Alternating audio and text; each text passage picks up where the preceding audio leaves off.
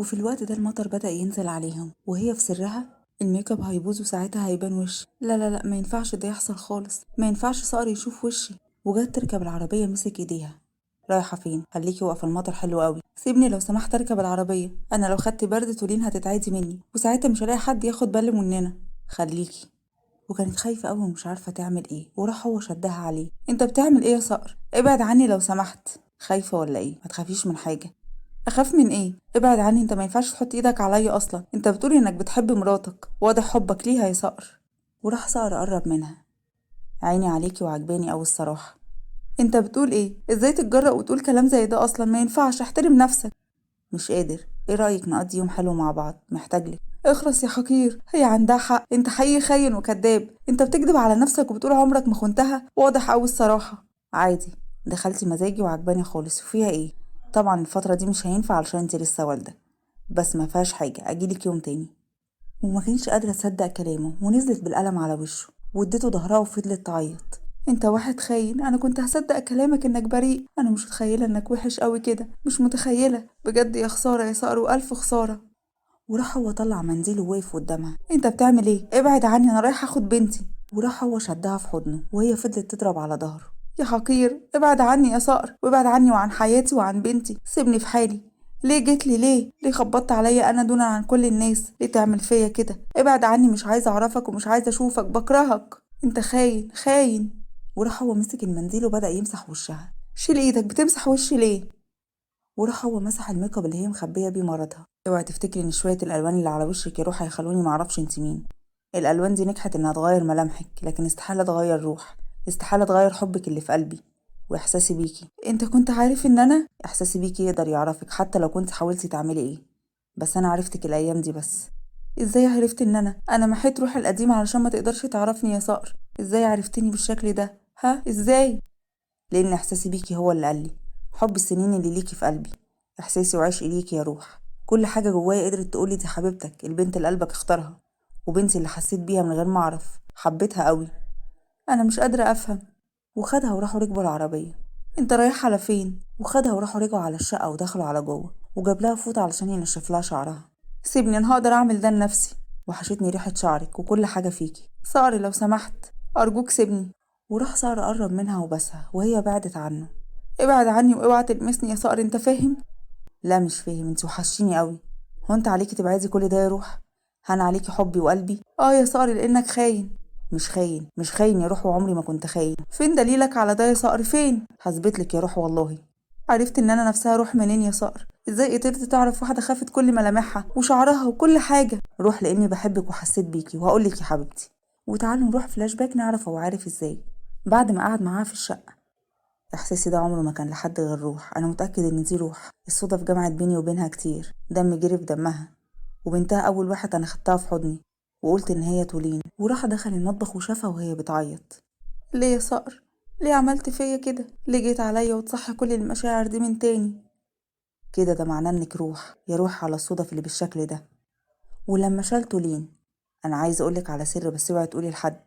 انا عرفت ان دي روح وانتي بنتي حبيبتي يا تولين، بس هرخم عليها شويه بقى. وراح دخل لروح وكانت نايمه في اوضتها وفضل قاعد وبصت لها. يا روح وحشتيني قوي، عملتي كل ده وطلعتي مخبيه عليا حقيقه حملك يا روح وان الطفل منزلش.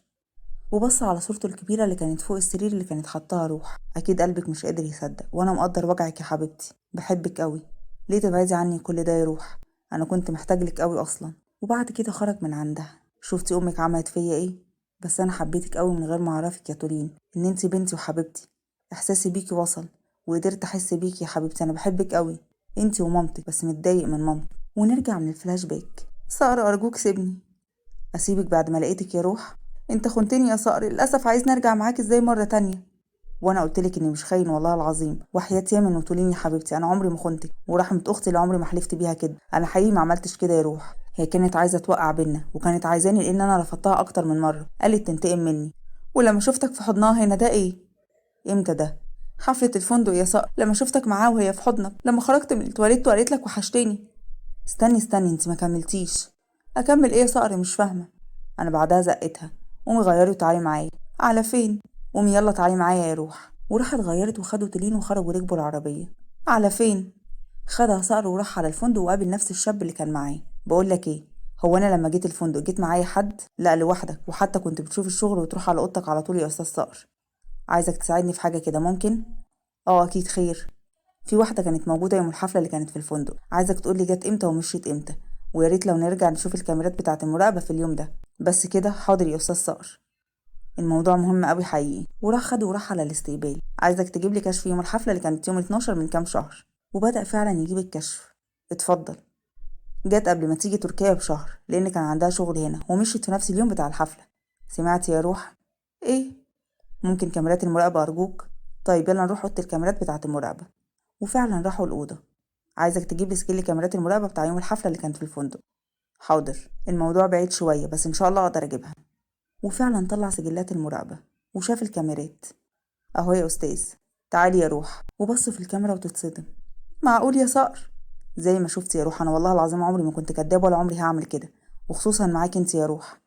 انا حقيقي مصدومه من اللي حصل ده يا صقر، انا كان لازم اجري يعني وقتها، ليه ما وقفتش للاخر؟ وراحت حطت تولين في السرير بتاعها وجريت على صقر.